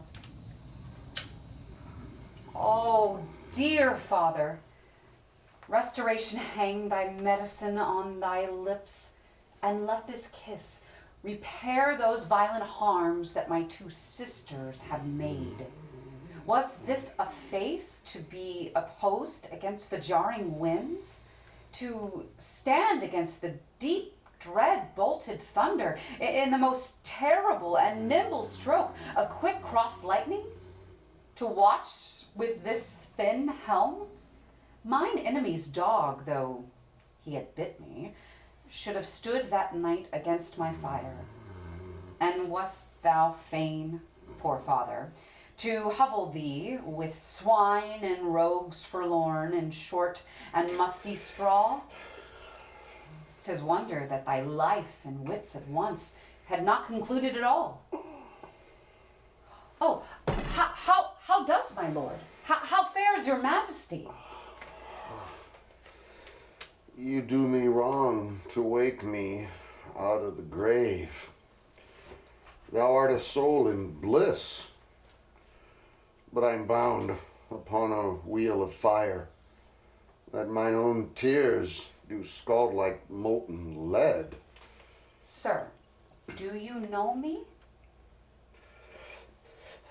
You are a spirit. I know. Where did you die? Still far wide. Where have I been? Where am I? Fair daylight. I know not what to say. I will not swear these are my hands. Let's see. I feel this pinprick. Oh, look upon me, sir, and hold your hand in benediction over me. No, sir, you must not kneel. Pray do not mock. I am a very foolish, fond old man, 80 and upward, and to deal plainly, I fear I am not in my perfect mind. Methinks I should know you, and know this man, yet I am doubtful, for I am mainly ignorant what place this is, and all the skill I have remembers not these garments, nor I know not where I did lodge last night. Do not laugh at me, for as I am a man, I think this lady to be my child, Cordelia. And so I am. I am. Be your tears wet? Yes, Faith. I pray not weep. If you have poison for me, I will drink it. I know you do not love me, for your sisters have, as I do remember, done me wrong. You have some cause. They have not. No cause. No cause. Am I in France? In your own kingdom, sir. Do not abuse me. Will it please your highness walk? You must bear with me. Pray now. Forget and forgive. I am old and foolish.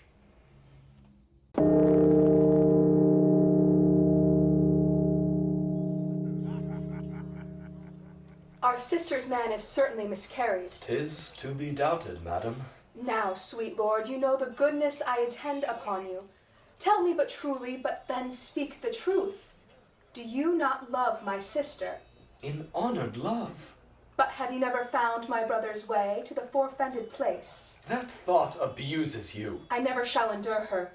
Dear my lord, be not familiar with her. Fear me not. She and the Duke, her husband. I had rather lose the battle than that sister should loosen him and me. Our very loving sister, well be met. The king is come to his daughter, with others whom the rigor of our state forced to cry out. For this business, it touches us as France invades our land. I shall attend you presently at your tent. Sister, you'll go with us? No. 'Tis more convenient. Pray, go with us. Oh, I know the riddle. I will go. If e'er your grace had speech with man so poor, hear me one word. I'll overtake you. Speak. Before you fight the battle, ope this letter. If you have victory, let the trumpet sound for him that brought it. Wretched though I seem, I can produce a champion that will prove what is avouched there. If you miscarry, your business of the world hath so an end, and machination ceases. Fortune love you. Stay till I have read the letter. I was forbid it. When time shall serve, let but the herald cry, and I'll appear again. Why, fare thee well. I will overlook thy paper. The enemy's in view. Draw up your powers. Here is the guess of their true strength and forces by diligent discovery. But your haste is now urged on you. We will greet the time. To both these sisters have I sworn my love, each jealous of the other as the stung are of the adder. Which of them shall I take? Both, one, or neither? Neither can be enjoyed if both remain alive. To take the widow exasperates, makes mad her sister Goneril. And hardly shall I carry out my side, her husband being alive. Now then, we'll use his countenance for the battle, which being done, let her who would be rid of him devise his speedy taking off. As for the mercy which he intends to Lear and to Cordelia, the battle done, and they within our power, shall never see his pardon. For my state stands on me to defend, not to debate.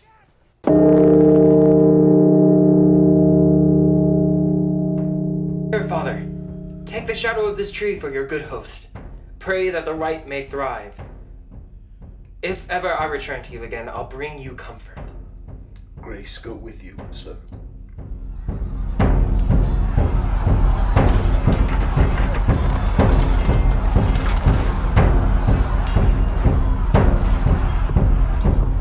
Away, old man, give me thy hand, away!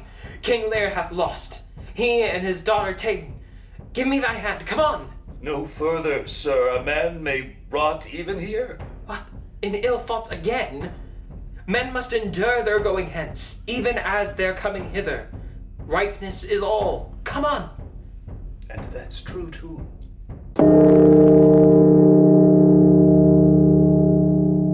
Officers, take them away. We are not the first who with best meaning have incurred the worst. For thee, I am cast down. Come, let's away to prison. We two alone will sing like birds in the cage. When thou dost ask me blessing, I'll kneel down and ask of thee forgiveness. So we'll live and pray and sing and tell old tales and laugh at gilded butterflies and hear poor rogues talk of court news, and we'll talk with them too. Who loses and who wins, who's in, who's out, and take upon the mystery of things, as if we were God's spies, and we'll wear out in a walled prison packs and sects of great ones that ebb and flow by the moon. Take them away. Upon such sacrifices, my Cordelia, wipe thine eyes. The good years shall devour them, flesh and fell, ere they shall make us weep. We'll see him starved first. Come. Come hither, Captain. Hark! Take thou this note. Go, follow them to the prison. One step I have advanced thee. If thou dost as this instructs thee, thou dost make thy way to noble fortunes. Know thou this, that men are as the time is. To be tender-minded does not become a sword. Thy great employment will not bear question. Either say thou'lt do it, or thrive by other means. I'll do it, my lord. About it, and right happy when thou hast done it. Carry it so as I have set it down. If it be man's work, I'll do it.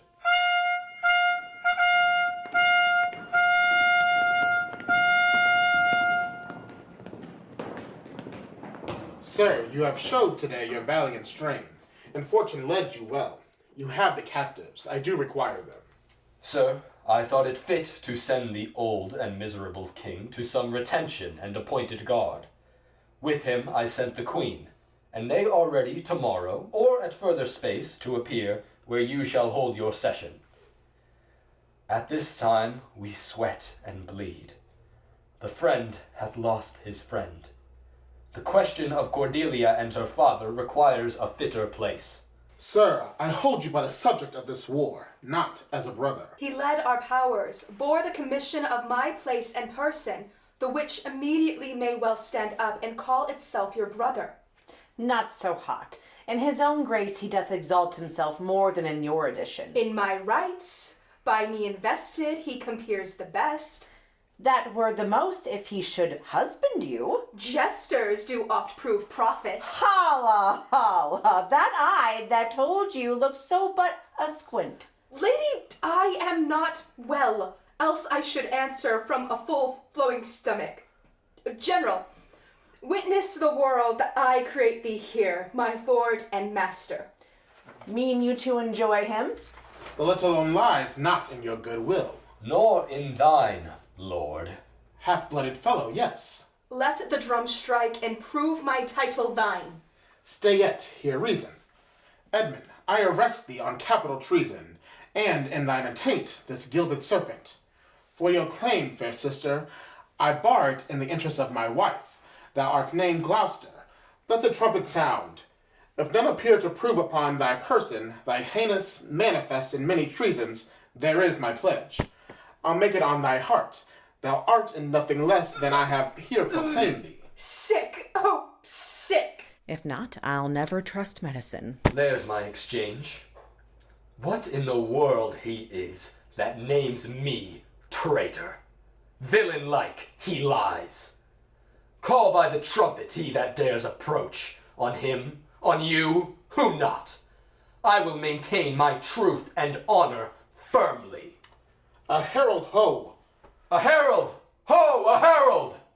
Trust to thy single virtue, for thy soldiers, all levied in my name, have in my name took their discharge. My sickness grows upon me. She is not well. Convey her to my tent. Come hither, herald. Let the trumpet sound, and read out this. Sound, trumpet!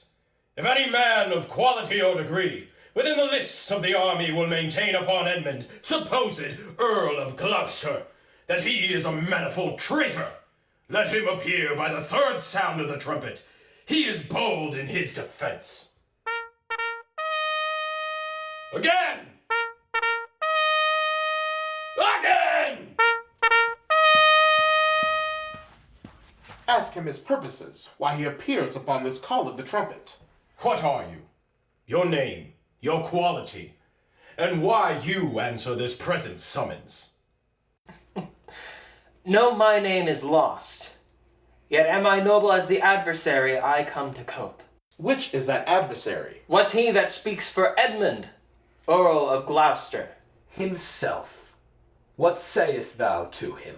Draw thy sword, that if my speech offend a noble heart, thy arm may do thee justice. Here is mine. Behold, my privilege, my oath, and my profession.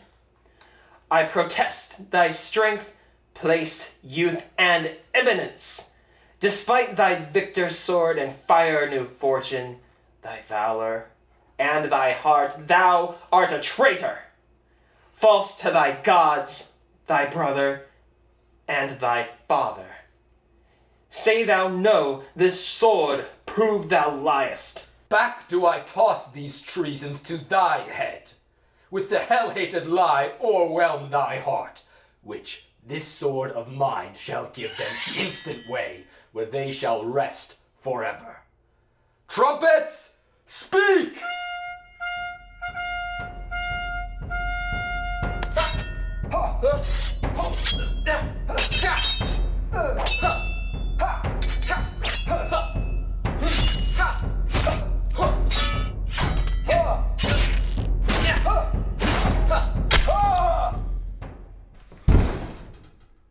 Save him! Save him! This is practice, Gloucester. By the law of war, thou wast not bound to answer an unknown opposite. Thou art not vanquished, but cozened and beguiled. Shut your mouth, or with this paper shall I stopple it. Hold, sir. Those worse than any name read thine own evil. No tearing, lady. I perceive you know it. Say if I do. The laws are mine, not thine. Who can arraign me for it? Most monstrous! Oh, knowest thou this paper? Ask me not what I know. Go after her. She's desperate. Govern her. What you have charged me with, that I have done. And more. Much more. The time will bring it out. 'Tis past, and so am I. But what art thou that hast this fortune on me? Let's exchange charity. I am no less in blood than thou art, Edmund. If more, the more thou hast wronged me. My name is Edgar, and thy father's son. The gods are just, and of our pleasant vices make instruments to plague us. The dark and vicious place where thee he got cost him his eyes. Thou hast spoken right. 'Tis true. The wheel is come full circle. I am here. I must embrace thee. Let sorrow split my heart if I ever did hate thee or thy father. Where have you hid yourself? How have you known the miseries of your father? By nursing them, my lord. The bloody proclamation to escape that followed me so near taught me to shift into a madman's rags, to assume a semblance that very dogs disdained. And in this habit met I my father with his bleeding rings, their precious stones new lost, became his guide, led him, begged for him, saved him from despair. Never, oh fault, revealed myself unto him until some half hour passed when I was armed. Not sure, though hoping of this good success, I asked him his blessing, and from first to last told him our pilgrimage. But his flawed heart, to two extremes of passion, joy, and grief, burst, smilingly. Help! Help! Oh, help! What kind of help? Speak, man. What means this bloody knife? 'Tis hot, it smokes. It came from even the heart of... Oh, she's dead. Who dead? Speak, man. Your lady, sir, your lady, and her sister, by her was poisoned. She confesses it. I was contracted to them both. All three now marry in an instant. Here comes Kent. I am come to bid my king and master a good night. Is he not here? Great thing of us forgot. Speak, Edmund. Where's the king, and where's Cordelia? I pant for life. Some good I mean to do, despite my own nature. Quickly, send to the castle, for my writ is on the life of Lear and on Cordelia. To whom, my lord? Who has the office? Send thy token of reprieve. Well thought on. Take my sword. Give it the captain. Haste thee for thy life. He hath commission from thy wife and me to hang Cordelia in the prison, and to lay the blame upon her own despair. The gods defend her. Beat him hence. Need not to be gentle.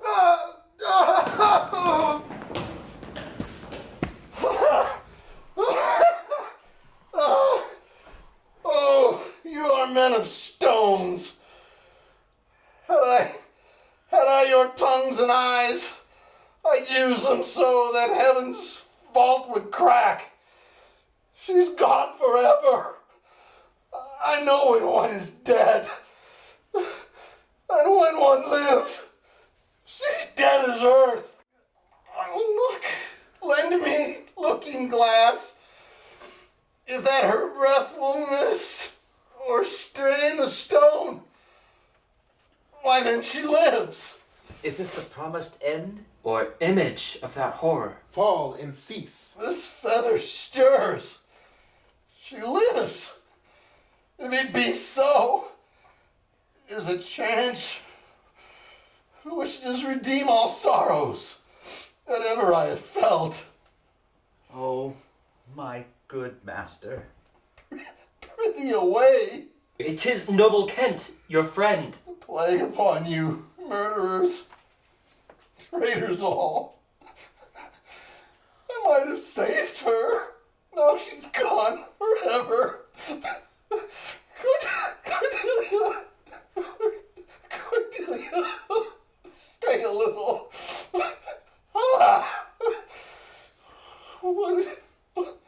What is it thou sayest? Her voice was ever soft, gentle and low. An excellent thing in woman.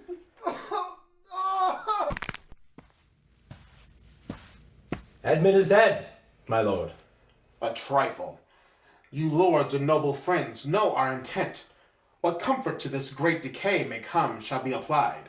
For us, we will resign during the life of this old majesty. To him our absolute power, you to your rights, with boot and such addition as your honors have more than merited. All friends shall taste the wages of their virtue, and all foes the cup of their deserving.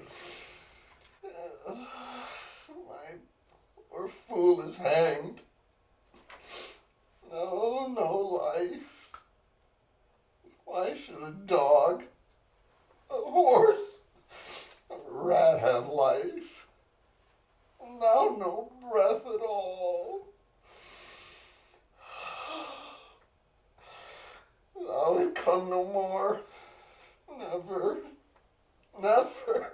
Never. Never. Never. Oh, pray you undo this button. Thank you, sir. Do you see this? Look at her. Look at her lips. Look there. Look there.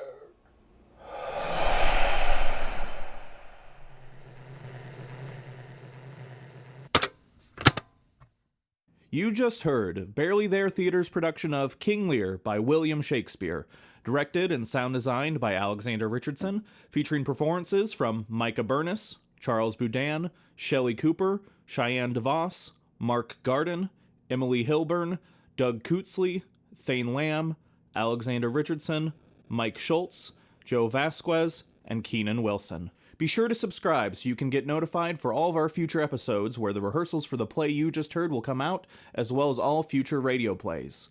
Once again, thanks for listening to Barely There Theater.